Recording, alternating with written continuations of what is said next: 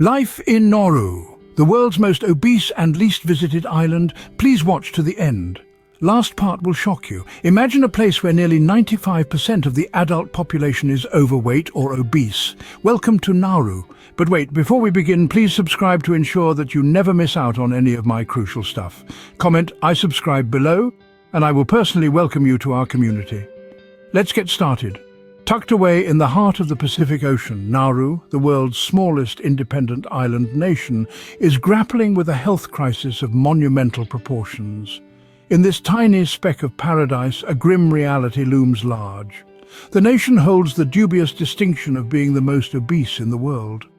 Nauru's obesity crisis stems from a complex interplay of factors. The island's historical dependence on imported processed foods plays a significant role.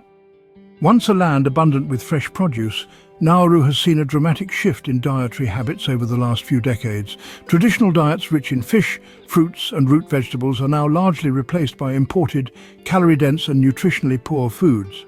The consequence? An overwhelming majority of Nauruans are now battling the bulge, and with it a host of associated health issues. This reliance on imported foods is a legacy of the island's colonial past. When Nauru gained independence, it found itself ill-equipped to sustain a self-sufficient agricultural system. Over time, the island's fertile soils gave way to barren landscapes, further exacerbating the problem. The impact of this obesity crisis on the population's health is alarming. From heart diseases to diabetes, from hypertension to stroke, Nauruans are facing a myriad of health challenges. The island's health system is stretched to its limits, grappling with the burden of these non-communicable diseases. Yet amidst this grim reality, there's a glimmer of hope. Efforts are being made to rekindle the traditional dietary habits and promote healthier lifestyles, but change is slow and the road to recovery is long. The obesity problem in Nauru is indeed a ticking time bomb, threatening the future of this small island nation. As we delve deeper into the dark sides of life in Nauru, we can't help but ponder over the urgent need for sustainable solutions to address this health crisis.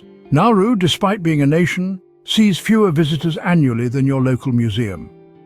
Indeed, this tiny island in the Pacific Ocean, with a land area of just over 20 square kilometers, has become the epitome of isolation. Nauru's seclusion is not a choice, but a consequence of its geographical location and lack of resources. Nestled far away in the Pacific, it's not exactly a place you'd stumble upon while planning your next summer getaway. The island is over 2,000 kilometers away from the nearest significant landmass. Traveling to Nauru is no easy feat. There's only one airline that flies in and out of the island, and it operates just a handful of flights every week. But let's say you do manage to reach Nauru. What then? Well, don't expect bustling markets, grand architecture, or a vibrant nightlife. Nauru's tourism infrastructure is, to put it mildly, underdeveloped. There are no luxury resorts, no Michelin-star restaurants, no sprawling malls. The island has but a few hotels and eateries, and shopping is limited to a handful of local stores. The primary tourist attractions here are, quite literally, a world away from the usual. Visitors can explore the remnants of the once prosperous phosphate mining industry, or venture into the island's rugged interior, which has been largely reclaimed by nature. The coastline offers some respite, with its stunning sunsets and turquoise waters. But even these cannot compare to the extravagant beach resorts found on more popular island destinations. This lack of traditional tourist attractions, coupled with the difficulty of reaching the island, has led to Nauru becoming the least visited country in the world. In fact, in a typical year, the island receives fewer than 200 tourists.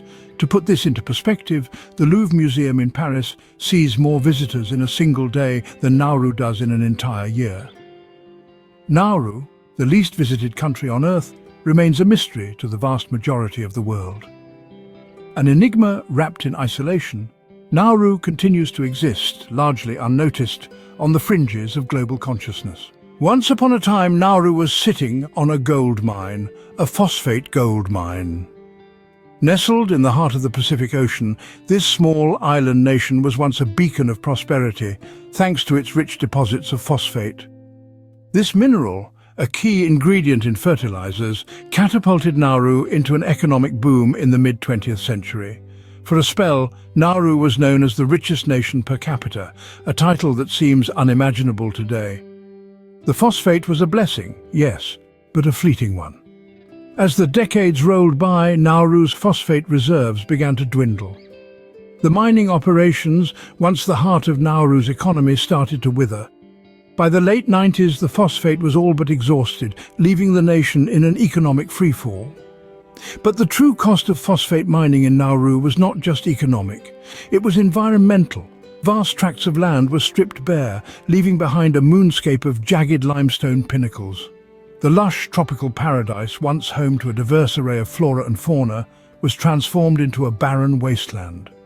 The mining operations left an indelible mark on Nauru's landscape. Over 80% of the island's land area was rendered uninhabitable, a silent testament to the destructive power of unchecked resource extraction. The aftermath of the phosphate industry's collapse was a grim spectacle. The economy, once vibrant and robust, was reduced to tatters. With the phosphate reserves depleted, Nauru found itself on the brink of bankruptcy. The once affluent nation was now a shadow of its former self, struggling to provide basic services to its people. The story of Nauru is a cautionary tale. It's a stark reminder of the perils of over-reliance on a single resource. It serves as a sobering lesson to nations around the world about the importance of sustainable resource management and the devastating consequences of failing to do so. Nauru is a stark reminder of the perils of relying too heavily on a single resource. Before we continue, can I beg a little favor? If you're liking what you're hearing, show us some love by pressing that like button. And hey, if you want to be in the loop for our fantastic upcoming videos, make sure to press subscribe and ring that bell so you're always in the know. Oh, and one more thing, drop a quick "I subscribe" down in the comments, and I'll make sure to offer you a warm welcome to our amazing family. All right, enough of that. Let's keep the conversation flowing. And Nauru has been the center of a controversial policy that has attracted international condemnation. Now, let's delve into the eye of this storm. In the early 21st century, Australia took a firm stance on asylum seekers attempting to reach its shores by boat. The policy, known as offshore detention, effectively outsourced the processing of these individuals to other countries, with Nauru playing a crucial role. Imagine being a refugee fleeing conflict or persecution, only to find yourself not in a safe haven, but in a remote island nation with limited resources. That's the reality for many who found themselves in this Pacific island under Australia's policy. The living conditions for these refugees on Nauru have been a topic of intense scrutiny. Reports from human rights organizations paint a bleak picture. Limited access to medical care, inadequate housing, and a lack of job opportunities are just a few of the challenges refugees face. The psychological toll is immense, with many experiencing a sense of hopelessness and despair. But it's not just the refugees who suffer. The local population too is affected. The influx of refugees has put a strain on the already stretched resources of Nauru, causing tension between the locals and the newcomers. The international community has not stood idly by. Human rights organizations, along with several nations, have condemned the policy. They argue that it violates international law and the basic human rights of refugees. Australia and Nauru have come under fire for their handling of the situation, leading to calls for a change in policy. The controversy surrounding Nauru's role in Australia's offshore detention policy is a stark reminder of the complexities of the global refugee crisis. It poses difficult questions about responsibility, human rights, and the lengths a country will go to control its borders. Nauru, once a paradise, has become a prison for those seeking a better life. This is just one facet of the complex reality that is life in Nauru. It's a story that continues to unfold, a story that needs to be told.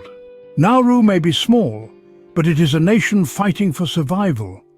The challenges facing this tiny island nation are as vast as the Pacific Ocean that surrounds it.